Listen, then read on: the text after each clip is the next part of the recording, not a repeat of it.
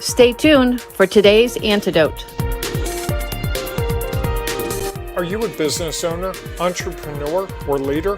Then join us in the Ring of Renegades, an exclusive Facebook group where forward-looking, take-action business people share, discover, and encourage each other on the pathway towards success. Search for the Ring of Renegades and join today. Make your path towards success easier. Become a renegade.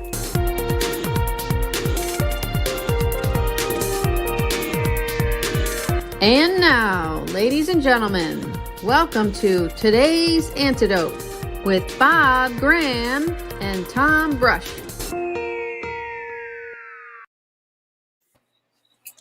Hey, Tom. Good morning. How are you? Happy Monday. I am well. Happy Monday and happy Labor Day to you, Bob. Happy Labor Day. We're laboring. Look at us. Look at us. The movement from the 50s would not be happy about us doing this. Yes, but, let's face it. This isn't really work to either of us. This is something we enjoy. And yes, it is working. Yes, we generate revenue from it, but I never feel like I'm working too often. How about you? Yeah, it's like a conversation. Yeah. It's hard to call that working. Yeah. To get paid. It's harder to sit around with your family and friends and have a conversation at a Labor Day party than to do this. No comment. But you're talking to a guy that worked every holiday in high school and college that I could because they paid you time and a half and you avoided the family. My best was I worked at a drugstore for a couple of years and I worked on Thanksgiving Day, which was great because it was like 8 to 4. We got paid our time and a half for the holiday or for working on a holiday. Plus we got paid for the holiday. So it was getting paid 2.5 times. Nice. And it was like 10 to 4. So I missed all the prep for Thanksgiving dinner, all the family. And it's like, no, Dad, I'm sorry, I have to work. Just showed up to eat. Yeah. Great. I mean, every year I think of that. Like that was one of the greatest. Yeah. So we could talk about Labor Day, and certainly we want to recognize everyone who goes out and labors. And certainly this year, laboring is different than it's ever been, because I think that's one of the things this year in terms of Labor Day, everyone's had to change how they labor. They're working at home. Some people are working in very weird situations. They're working with plexiglass sheeting next to them. It is a different world. And probably this year more than ever, people are appreciative of their labor too, that they have a job, that they have the opportunity, because we're seeing that that's not always a given anymore. So yeah, I think that they're celebrating it more. I mean, we went out last night kayaking at a little lake, and there were people everywhere. So I think that they are taking advantage of this, not that they don't always, but maybe more than ever. I mean, with schools getting started and all the challenges that brings, I think that people are taking this time to really feel like, okay, the summer is over. Now I have to figure it out for the rest of the next 4 months. Yes. It's going to start to get cold and darker, and this whole pandemic thing isn't over. I think for a lot of people, that's what is going on in the background. They're dealing with the fact that I really thought by the end of the summer we'd be back to normal. And I think tomorrow and the next day are going to be hard days for most people when they realize that we're back into that slog that's been going on. Right. But that's not what we're going to talk about today, Tom. We're going way down a bad road. We're the optimists. We're the positive people. That's so right. Today, Tom has consented. He volunteered. I don't know what's wrong. I'm the one who bumped my head on Friday, and he's the one who volunteered. So I don't know what that means. But Tom has volunteered to be coach today. Now, you may say, this is great. This is part of the gimmick that you guys do. But I know nothing about what Tom wants to be coached on. And here's why we're doing this. We've been talking about these laser solution sessions for a couple of weeks. We want to help you understand what it's like, to help you feel that it's not painful, that it doesn't extract something out of your brain. There's no seance. There's no There's no voodoo. There's none of that stuff. This is just simple, honest helping. And by giving you this opportunity to watch this, our hope is that you'll take advantage of these free sessions, because Tom and I have offered this and we want to help you. And as we head into this last part of the year, it's a real good opportunity to clarify things. And Tom, we've done, maybe a dozen of these between the two of us in the last week or two. And we've helped people with everything from time management to figuring out the right place in the home to work, to even helping someone find investors and, focus. And it's not like you have to have a real set agenda. In fact, I was doing a coaching session with a family member the other day at a family event. And he was like, what's this coaching thing? And I explained to him, I said, what's going on? And he's like this. I said, would you like to be coached? And he was like, do we have to sit down? I'm like, no, we can stand here. So we went through it. And in about 10 minutes, he had solved the challenge that he was trying to. I just asked him questions. I just said, hey, what about this? Have you ever thought about this? What if you thought about the opposite? And he was like, that was really cool. Yeah. I was going to say, you could hear the deep breath at one point. And this is what I noticed. We've never talked about this, but when you do the coaching call with someone and they have that moment where it's like, this problem I had isn't nearly as bad as I thought it was. I can overcome this challenge. And that's what we're trying to do. So, Tom, are we ready? Well, I just wanted to echo that, is that I think the interesting thing for me is that, one, the person has to want to be coached. Like, I think that's part of it. And I don't even think people even think about it as being coached. It's like they want someone to either confirm their current existing beliefs so that they feel like they can move forward. Because a lot of it is just, I'm worried, I'm concerned, I don't know if I'm making the right move. Or they just are stuck and they can't figure out the next thing. And I think that's the thing about it, is like when you talk about it as coaching, it gets really some people just don't want to be coached. But I don't know many people who don't want to talk with someone about some of the challenges, struggles, concerns, or opportunities that they have to help them either get clearer about it or get confirmation that, yeah, you know what, that is a good idea. Someone else is telling me that, yes, what I thought about was good, not good. Maybe I just need to tweak it. I mean, those types of things are what really help us move forward.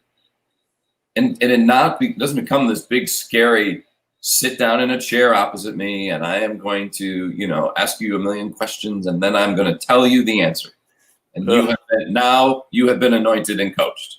And so I think, that's the thing about it. It's just people who are here to help you and they're focused on you get to where you want to go. I think you said that really well. I was trying to say that, but you said it in a much more clear way and a much more get it way. So let's give them an example, Tom. So you said you wanted to be coached on something. I have no idea what that is. So tell me what's going on. Yeah. So I think, it's been interesting. I think throughout this past 6 months, I've probably been more active on LinkedIn than maybe ever. Very active on Facebook, as most people can imagine.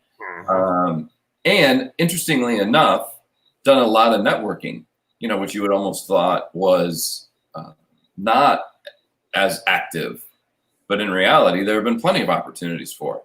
And so I'm starting to make all these new connections. And one of the biggest challenges for me is the follow-up, and not the immediate, hey, thanks for connecting, it was really great. But like, all right, it's been 2 weeks. It's been a month. It's been 3 weeks. Finding the right sort of method that's repeatable, that's going to work for me to figure it out is like, that's the piece I feel like I struggle with. It's like, all right, I've got these people, like, what's the next step with them? And how do I then determine it? And obviously each step is going to be a little bit different, but I feel like I need a structure and a strategy for that. So that's kind of where I'm struggling. Okay. Can I ask you a couple more questions so I understand things a little better? Yes, you may. Okay, thank you. First of all, I understand exactly your situation is one that I've struggled with, and almost every other entrepreneur I've ever talked to has struggled with, sometimes for a brief period of time, sometimes forever. My first question to you is, when you're networking with people, what is your goal for that networking? Typically my goal for networking, and again, every situation is different. You know, if it's one-on-one, networking is different. But if you're, if I've networked, met them in a group, met them in an event, and then we've connected afterwards. At a group, my goal is always to find one or two people who I feel think like me. Okay. You know, and then I understand a little bit about what they do, but in some regards, that's not as important. It's more important for me is like, do I feel like we connect? Do I feel like they're as intrigued or interested by what I do as I am about what they do?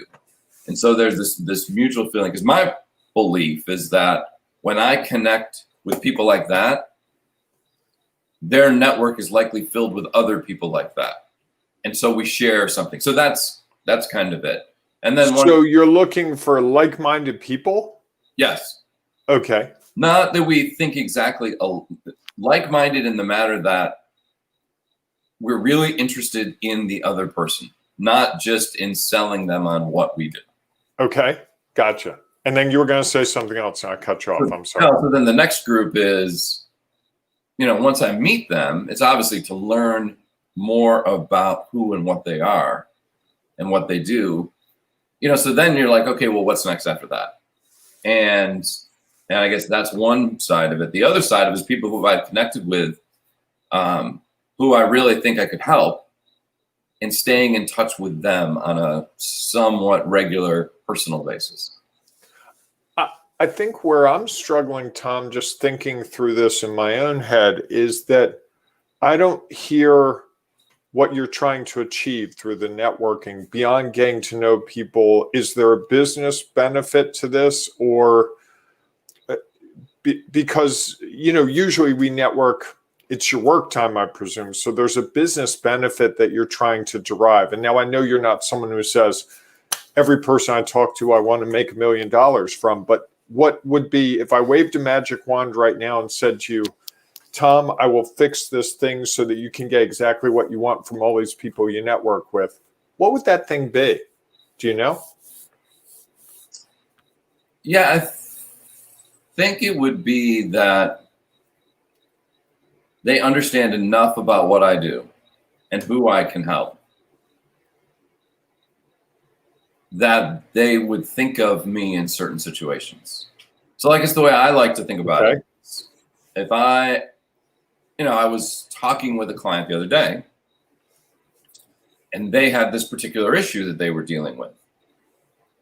And immediately in my head, I thought of somebody who could help them, and because I knew it wasn't something I could do, it was some other situation.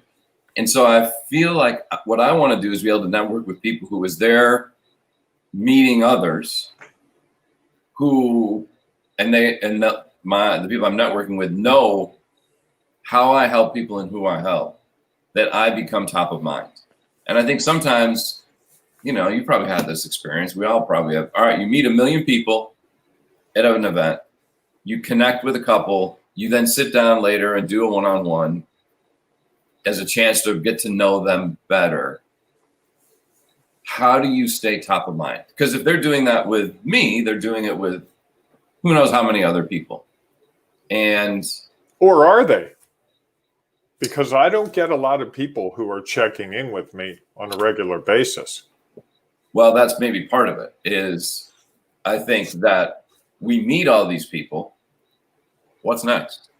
What's the next step? And is there value in, these one-on-ones? Like, eventually, everyone talks about go to a networking group. Okay, great. Well, the value of networking groups is the one-on-one afterwards. Okay, great. I guess the question is, if you do the one-on-ones correctly, they have a better understanding and idea who you are. And then if you are consistently somehow connected to them, they are going to think of you more regularly than just some other person they randomly get to know. Right. Okay. First of all, I want to say Peter says next step repeatable with new connections is a big deal. Great issue. So Peter's with us this morning. Love it. So Tom, let me ask you this. You've been networked by a lot of people that network with you. What would be the kind of follow-up you would want with them 2 weeks, 2 months, 2 years later? What would feel right to you as a recipient of networking? That's a good question. It's funny. I know what I don't want. Okay. So maybe we can start there. It's interesting. LinkedIn to me is a great example of this. The number of LinkedIn requests, you get a bunch of LinkedIn connection requests. Some of them are great. They're just like, hey, you know what? I saw your post. We met somewhere. Let's be connections. And then there are the ones who, as soon as you connect, you get this like 4-paragraph email telling you exactly who they are, what they do, how they can help me. I see you're and you look at their job title. Not how they can help you, that they should help you right away. Well, that you have this problem that they've described to you based on very limited information, right? Yeah. And it almost makes me want to unconnect with them right away. Because I feel like all they did was connect with me to be sold to me. So I think what I want is sort of those honest connections that, and I guess this is maybe my challenge. And I think I'm all over the place. Shocking. How about that? This is good. No, actually, you're where you need to be, and we're getting closer. Just bear with me. We're getting there. So I think the way is just that. I'm getting stuck. So let me give you I'll give an example. Well, can I jump in for a minute? So you told me what you don't want. Yep. And what I heard in there is, and I'm going to use very short phrasing to save a lot of time, but you don't like being sold to. And I would posit that you don't want to be perceived by anyone as selling them with this follow-up, right? Correct. So the real wrestling point for you is, how do I do a follow-up without being salesy? I want to be genuine. I want to build this relationship, but I don't want someone to do what you just said, the 4 paragraphs. I'm Tom. We talked 2 months ago. Buy from me, buy from me, buy from me. Here's my phone number. Why haven't you called yet? You don't want to be in that camp at all, right? Which is fairly common. So what could you do to further the discussion with a person? Because isn't that really what you're talking about when you network?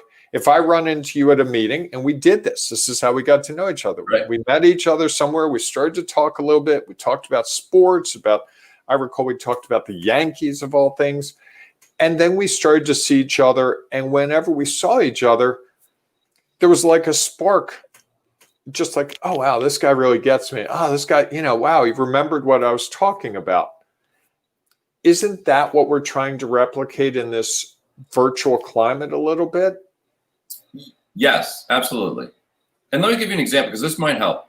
And this is maybe very specific. So I think so I connected with someone who had seen me speak at an event. I did a presentation at an event. And we're very interested in how we can connect and engage. And so we connected, engaged. I even provided some value for their organization. They were interested in moving things along. And then not fell off the face of the earth, but, I'm sure it got busy. It was the middle of the summer, things happening, and I reached back out once, just kind of saying hello, checking in. So I feel like now, what's my next connection with that person? And I know that Peter has a good quote in here. I'll share this. So this isn't normal, but we have a million other people watching, so that's helpful. Is that, he says, staying top of mind is marketing, right? If the one-on-ones are connecting, yes. Aren't we selling? I don't know. I like to think of that we're not selling, because I'm not sure. Now I'm coaching. I'm not doing that. Well, and I think for you, Tom, knowing you a little bit, you don't want to be selling. This is where you and I have our weakness. We don't like to feel like we're selling. We like to feel like the person's going to figure out what we have to offer and go, you guys are awesome, and I want to buy it from you. And unfortunately, in this current world, people are so distracted and so self-absorbed, they don't realize little things that we think they should get. Like we think we're putting all the signals out there, buy from me, buy from me, buy from me, with neon lights and all that. And they're going, I'm busy with my own life. It's Labor Day. I'm bored. I'm going through my Facebook feed. I got stuck with these two doofuses. What are they talking about on Labor Day? They're not thinking about that. So what can you do with a person to help them better understand you? Because we go to what Bob Berg said, right? People buy from who they know, like, and trust. Clearly, the first contact was the no, right? Yep. Presumably, if you've developed this rapport with them over the one networking contact, they like you. Do they trust you at that point? Yes, I think they do. And then, so the last piece of this, to my way of thinking, would be they need to understand exactly how you serve people. So maybe the follow-up is just saying, hey, by the way, I do these things. Here are some examples of my work. If you know someone who fits these buckets, I'd love to be connected so I can learn more. Right. It doesn't say they have to connect you and you're going to sell the person, but if you help nonprofits with fundraising and someone is on a nonprofit board and they've made no money this year, you're a solution to their problem. You're not selling them as much as you're solving a problem they may or may not know they have. They may think that October 1st is going to come and the nonprofit funding fairy is going to fall out of the sky and recoup all the money they've lost for the year. Right. Whereas and I know that's not going to happen. So by being top of mind, this is what can happen. I see some more comments. Hi, guys. You have to close the deal. I can only imagine who that's from. Yeah. You are selling, but it's finessed. Yes. Peter says that. Yes, I agree.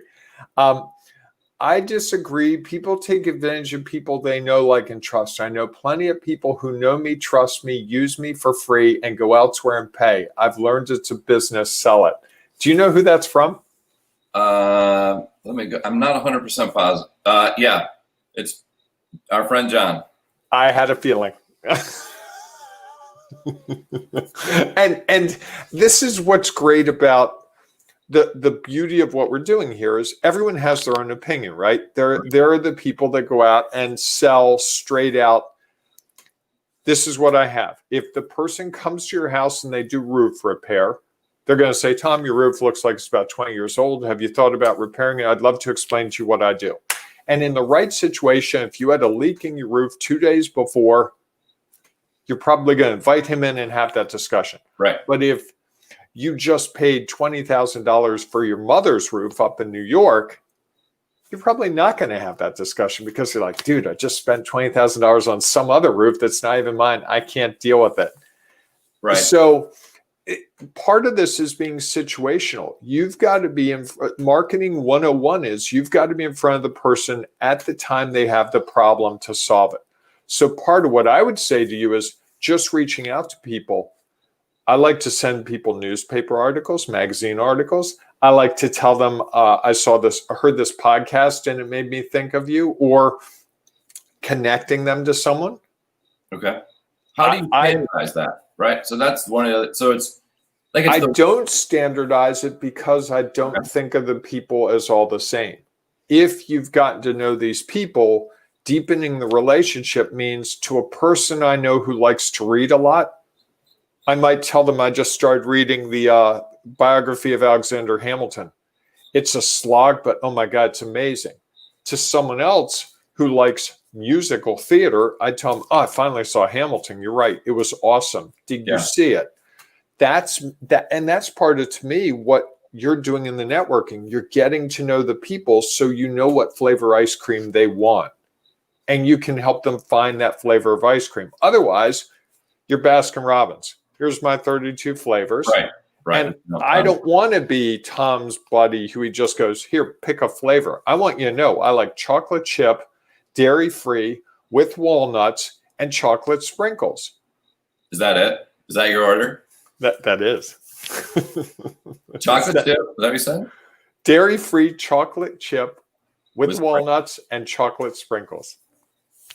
Got to remember that. Good to know. But see, that's what, if you did remember that, Tom, that's what we're talking about here, right? So if you remember that, and in 6 months, we go to a place that has vegan ice cream, and you go, Bob, look, they have exactly what you want. Look, they have chocolate chip, it's dairy-free, they have walnuts, and they have chocolate sprinkles. I'd love to buy you a scoop.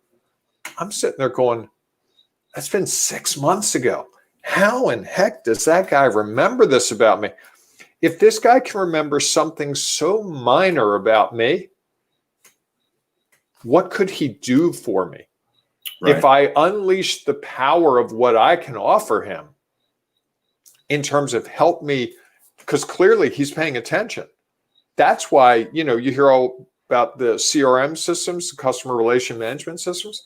The beauty is you write the notes in and the person says, oh, my son's going to University of Alabama for first semester. 3 months later, hey, how's your son doing? I heard there were some COVID cases at Alabama. Is he still down there?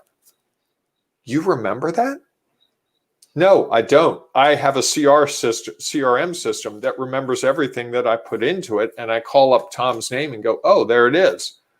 So how do you have a method, a system by which you say, okay, this week I'm going to go back and look at who are the people I haven't been in touch with in a while? Maybe I ought to touch base with them. I do it 3 ways. You're going to love this. One is I'm very systematic. I have a hit list on a sheet of paper of the people that I think could be clients now or one day. And I strategically go through that list, cycle through it over a 2-3 month period, and contact everyone one way or another. Might be an email, might be a text, it might be a phone call. It doesn't matter. A second way I do, and this is the fun way to me, I like to play iPhone roulette, where I literally open my contacts and I hit the scroll button sometimes 1, 2, 3 times, and whatever name comes up, I press the button, I call that person. The third thing I do is I find that when I'm doing other stuff, people pop into my head all the time. Mm-hmm. And if someone's name pops into my head for any reason whatsoever, I call that person. Hey, your name popped into my head the other day and I didn't get a chance to call you, but I just wanted to call and check in. How you been doing? What's up? What's new? It's not a sales pitch at that point. So just, hey, what's going on? How are you? And usually what's going on leads to, well, I was just in blah, blah, blah. And oh, wow. And if that person goes, oh, well, we just got school going. It's going to be online. And my kids and my wife and I have decided we need a vacation. Okay, fine. I connect them with Jean, the travel agent. Right. Hey, I know this woman, been working with her. So, and if you do that for people and I do that for people and everyone else in the Ring of Renegades does that for people, sooner or later, someone's going to call you and go, Tom, Bob mentioned you. Right. You can solve my problem. But it's not, I don't buy that it's one of these, I call you 3 times, the third time is the sale, and I have the script. Right. I don't agree. That doesn't work for what you and I do. Right. If you're selling fuller brushes, yes, maybe. If you're selling encyclopedias, I don't know why you would, but you could. And it's funny because I was talking to a guy last week who does door-to-door sales. Still. Wow. Really? But that's 400 doors a day to get 10 people to buy. So do you have a goal for how many people you want to contact in a day, a week, a month? I try to make 300 touches a week. A week. Okay. A touch is any interaction with another person. So Peter today, his comment, that's a touch. Tim today, if I mention Tim says selling is an art. It's about establishing relationship, discovering what people need and finding a way to meet those needs. It's beautifully put. Now, I might follow up later today and say, Tim, love your comment. Appreciate you listening on Labor Day. Hope things are going well. those to me are all touches. Any interaction with a person is a touch. And my goal is 300 touches a week. Sometimes it's 400. And in an ideal world, those 400 are largely people that I can serve. So I'm using LinkedIn. I'm going to specific places on LinkedIn. Right. I don't want to get too technical. Right. That's part of what you and I plan to do with this new group, the Renegade Success Network, is really dig into these things and systemize it, because you can systemize it, but it's got to be unique to the person. The system for you is different than the system for someone else. If you're out there looking for investors with $10 million more each, that's a very different kind of system that you put into place than a system to find people to coach or people that need weight loss. And that's part of what this does. So do you feel any better now? Yes, I think you've confirmed what I probably knew. I just had to think more about, I think for me, it's about thinking about what is the system that's going to work well for me. I love the idea of randomly, and I was doing this for a while. I was doing it with Facebook. It's like whoever would show up as being live, I might just send them a message. And I think for me, it's carving out how much time I'm going to, and what is the way I'm going to measure it. How is that going to be effective for me, and coming up with what is the right goal, and then measuring it, seeing how it works, and then move forward. So yes, that was helpful and confirming that my mind was going in the right direction. Good. We've got a couple more comments. Brooke says, "Happy Labor Day." Happy Labor Day to Brooke, my chicken shawarma buddy. John says, if I don't sell, if you can solve a problem, you don't have to sell. I give solutions. I've sold the crap out of Bob by solving problems. And it's really interesting. John has done a great job of explaining to people exactly how I can go in and solve their problems in their company, because John talks the same talk as the client, has the same issue, and says, look, he solved it for me. He can do it for you. Peter says, the personalized note means little to me. All right, never going to send it to Peter again. To me, your original content on social media impresses me. The rest is timing. Adding a voice to my head in difficult times takes time to accept. No matter how logical it might be to accept a coach's help, just me. That's great insight. I couldn't agree more. Well, I think is why it confirms that there's no one right way to reach everyone or anyone. And that it really is going to be personal. It's really going to be personal about what's happening. And I think that's the thing we always have to go to. And that's funny. I talk with nonprofits all the time about their messaging to donors. You can't just send one message and expect that everybody's going to resonate with that message. You have to really try to understand who are the people that resonate with this message, and who are the people who resonate with that message. And then understand, like Peter, the messaging doesn't matter. It's the personal contact, or it's the social media, or it's engaging with someone else. So I think that's important. Let me throw one other thought out at you, Tom, which is, have you ever asked someone what the next step is at the end of that networking call? Yeah, sometimes I have. Because I do that more and more, and it's interesting to me how often people will tell you, oh, you know what? I'd love to hear back from you in 2 months. Or I'd love to, you mentioned an article earlier. Can you send me that article? Those are the clues. Or I even say to people, do you like to be texted or telephone? Right. Or if I'm going to reach out to you, what's the best way? More and more people are like, I'd love to be texted. Okay, great. Couple more comments. Peter says, great show today. I don't know if I'll read that next one. I've closed every time I've sold Bob's business. Yes. Well, here's the thing about that I love. John's doing better than me at closing my business. To me, that means that it's working, because other people, the people who know, like, and respect John, are believing that if you've helped John, there's a really good chance, and John clearly understands how you help people. Indeed. And so he is able to share, which is, that is the perfect referral. When somebody says, hey, I know you're struggling with this. Let me tell you, I've got the person. And I've used them and they've helped me with this, this, this. And I know that's what you need help with. I guess that's the thing. That's the beauty, the way I like it to work is, I remember our first meeting. You told me you were working for your company was a little different then. Yeah.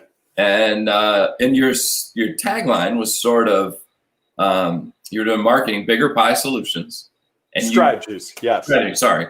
And that you help people get a bigger piece of the pie. Yeah. And it just happened that day I had 2 networking events, and at the next one, someone said to me, yeah, I just wish I had a bigger piece of the pie. I don't have to have the whole pie. I just want I'm like, I know the person you need to talk to. That was Dave Sawyer, right? It was I thought it was Dave Sawyer with Chem something. Yes, I think you're right. Yeah. It was or it was something. And this was 2011, right? Yeah. Yeah. This is going back, but that's how it works. And to get to that, we had to get to know each other. Correct. And you had to see that I guess you had to see that I was legitimate and real and not just blowing smoke. And that's what it is. So maybe, Tom, for you, just to wrap this up, it's reaching out to people and just continuing the discussion. Even saying to them, we haven't talked in 2 weeks or 2 months or 2 years, whatever. Just wanted to check in, see how things are going. What can I do to help you? Not salesy, but just, Tom, I just need someone to talk about. I'm so scared and I can't, or I'm a nonprofit and I've got funding issues. The right ones will shake out.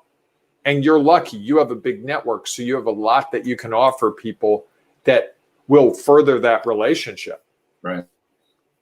Okay, we're going to wrap this up. We went a little more than 15 minutes. Sorry about that. That's okay. We had some comments in there. I see another comment. Yes, that's great, Brooke says. And I think John says, I sold a guy, Bob met him 30 minutes later. That's a hustler. Yeah, literally. That's John. It's amazing. It's a good definition for John. I like Who it. said it was a great show, Tom? It was John said it. Okay. Well, that's high praise. On a Monday morning, I'll take that any day of the week. Absolutely. So Tom, thank you for agreeing to this. Longest laser ever. That's a good one. So much implied in that. Can't even. No. So thank you for consenting to do this, Tom. I appreciate it. I know it's not always easy to be on the hot seat as the person in our pairing who gets to be on the hot seat more often than not. Do you have that feeling now where it's like, did I say too much? Did I go too deep? Nah, you know what? I think okay, good. We open up. How else are people going to get to, one, if I don't share, I'm not going to get the help I need.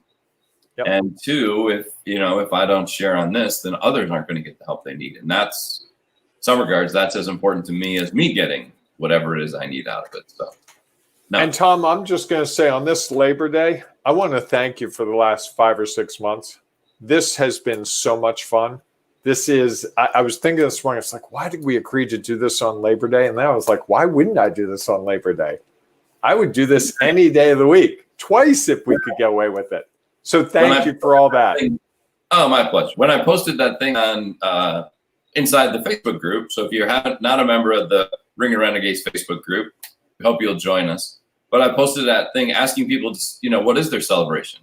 And I was immediately thinking that my biggest celebration of the last 6 months is putting together this and figuring it all out, and all the people that we've met and the opportunity to spend mornings virtually with you. And I didn't realize the power of what we're doing. I really didn't until I was at a family thing over the weekend, and one of my nieces, her best friend from years ago, she's 24, 25 now, I guess. And I ran into her. She came to this party and we were talking and she's like, yeah, I had a job lined up right out of college and it didn't work out. And I don't know what to do. And I'm waiting for things to get back to normal. And I'm like, Abby, I got a group for you. Are you on Facebook? And she's like, yeah, sometimes. I'm like, you got to join this group. And I was telling her what we were doing. And she's like, oh, that would be so good for me in the morning. And I was like, wow. I just, it's amazing how, we are so blessed to be able to do something that makes a difference. And when we talk about Labor Day, I certainly think it's great to talk about how our labor actually helps people. Not our labor makes us rich and we have all the big toys, but we actually help people better their lives. Right. I agree. So with that, Tom, let's wrap this, put a bow on this baby and roll out of here. All right, everybody, go out and have a wonderful Labor Day. Enjoy this time. If you're working, that's okay. Make sure that you're choosing to do that. And if you're not, I hope that you're out celebrating all that you have done to get to where we are, as well as what you are going to do to make the next 4 months as good as it can. And so that 2020 actually is memorable in many ways. Oh, it's already memorable in many ways, Tom. Yes, absolutely. All right, everyone, go out, make it a great day. We will see you tomorrow morning, 8 o'clock. 8 a.m. Eastern. Okay, you just saw what laser coaching was. Well, you saw sort of 2 laser coaching sessions, but it took longer because Tom and I like to talk. But I'm going to tell you right now, we could do what I did for Tom for you in probably 15, 20 minutes. We do it all the time. It's painless, it's simple, it's easy, and you will be so much relieved afterwards. You will be amazed at how much better you feel about what you're doing, what you're trying to accomplish, and how you can get there. So if you haven't scheduled your Renegade Complimentary Laser Solution session, you need to schedule it now. The link's right there, or go down below and click on the link. We'll see you at a coaching session real soon.